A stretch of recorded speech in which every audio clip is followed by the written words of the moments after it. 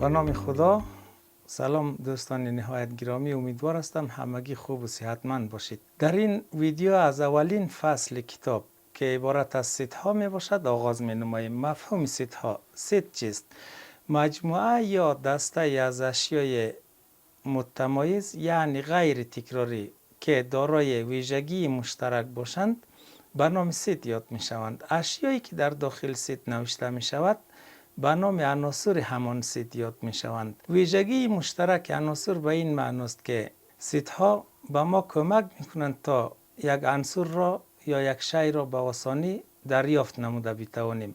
مثلا شما در کتابخانه وقتی می روید، کتاب های هر بخش در قفسه جداگانه نگهداری می شوند. مثلا کتاب های علوم دینی، کتاب های علوم انسانی، کتاب های تاریخ، کتاب های علوم ساینسی همگی در جاهای جداگانه یا در قفسه جداگانه نگهداری می شوند. و همچنان در لباس فروشی ها وقتی می روید، لباس های طفلانه، لباس های بزرگسالان، لباس های تابستانی همگی در جاهای جداگانه گذاشته می شوند. و همچنان در آشپزخانه ظروف غذاخوری جدا گذاشته می شوند، ظروف چایخوری جدا گذاشته می شوند، خوراکی ها جدا گذاشته می شوند تا دسترسی به آنها آسان تر صورت گیرد.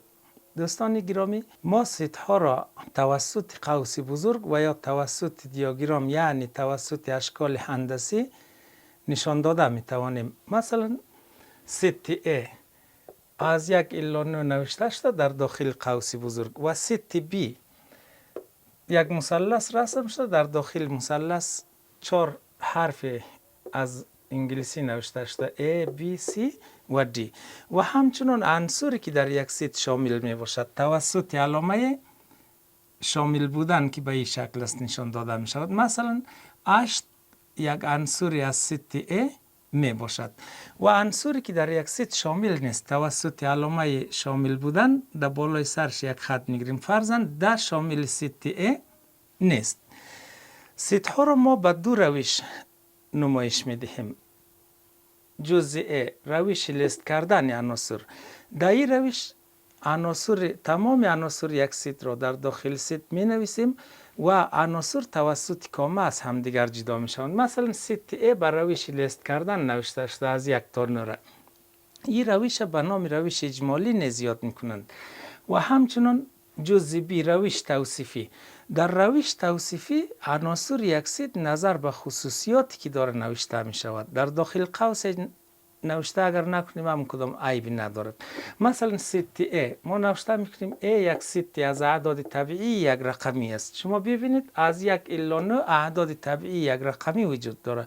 ما این ست در یک جمله خلاصه نظر به خاصیتی که داره طبیعی بودنش اعداد یک رقمی طبیعی در یک جمله خلاصه توصیف کردیم. و در اخیر این ویدیو ما یک فعالیت را میخواهیم توسط شاگردان صنف انجام بدیم. در این فعالیت ما 3 نفر از شاگردان را به نوبت پای تخته میخواهیم بیاین ست هایی را که ما میگوییم توسط اعداد و حروف و اشکالی که داریم تشکیل بدن. از شاگرد اول میخواهیم ست حروف صدادار انگلیسی را بر از ما نمایش بدن. حروف صدادار انگلیسی 5 حرف است.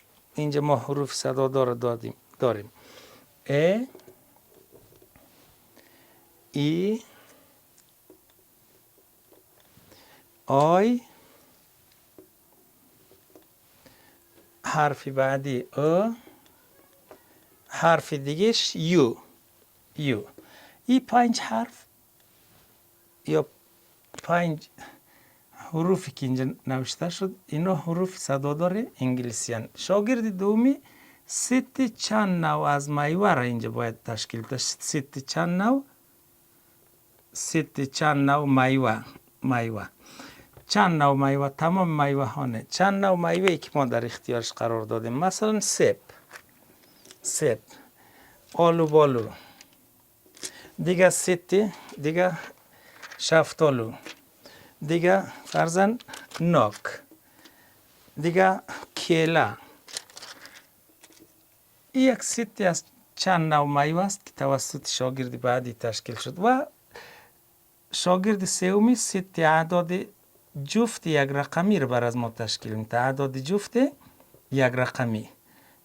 ببینین اینجا اعداد، ما اعداد رو داریم، از بین از اعداد جفت یک رقمی رو انتخاب کنه. مثلا 0 0 2 4 6. عدد آخر یک رقمی این جفت عدد 8 می باشه. این ست اعداد جفت یک رقمی که توسط شاگرد سومی نشان داده میشه. امیدوار هستم تا این قسمت از ویدیو مورد توجهتان قرار گرفته باشد. تا ویدیوهای بعدی و ادامه این درس ها شما را به خدای کریم رحیم میسپاریم. خدا نگهدار.